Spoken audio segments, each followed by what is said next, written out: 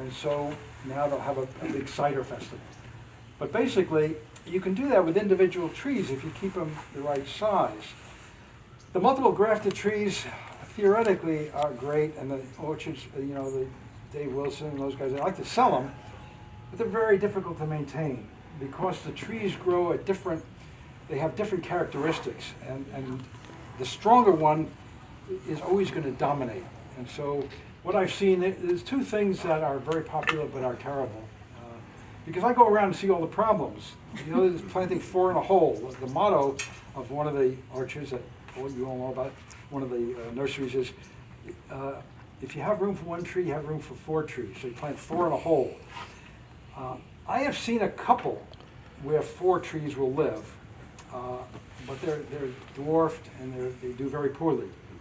They do well up in the Sacramento area, in the Live Oak park there where people haven't planted. They do well, but they've got 15 feet of topsoil. I mean, we got 15 inches at most. Most of these places have been scraped. We're growing in soil that doesn't provide all that much. And 4 trees in 1 hole, and use different, so that theoretically they'll ripen in series.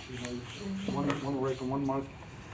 So the next step is to put different grafts on. And when the tree is about this high in the field, they put 4 different buds on. And you get 4 trees. Very commonly done with apples and with peaches. And if you're really on top of it, you can keep them pruned well, and you will get 4 different varieties. And they may ripen at different periods of time. I don't know that it's a great idea. The bees are very confused, and they don't get fertilized all that well, or pollinate all that well.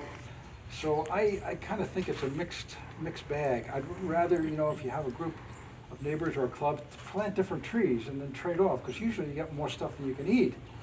But if you, kind of as a group decide, well, you plant this one, I'll plant that one, and you can easily get a growing calendar to know when they're going to ripen.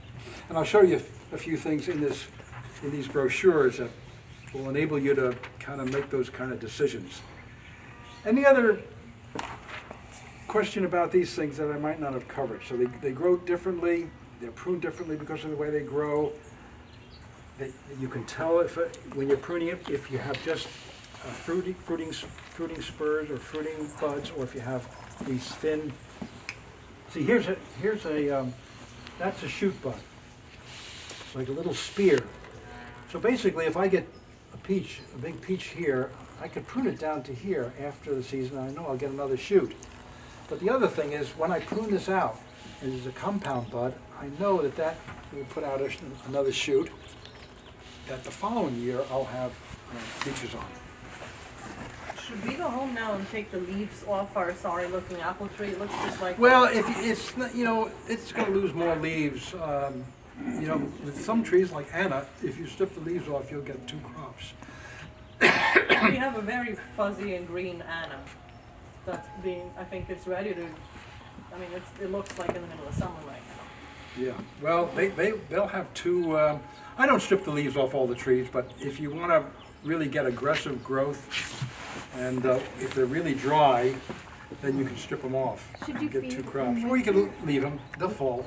Should you feed when all the leaves are gone, or just leave them alone? Okay, I'll tell you what, let's get this little brochure. Okay. And I'll follow it, and So then we're I'll gonna make sure I go cover the ground. We can leave these guys Yep, here. absolutely. Should we go over to the patio? Anybody need to use the restroom? Get her something to drink? Let's take a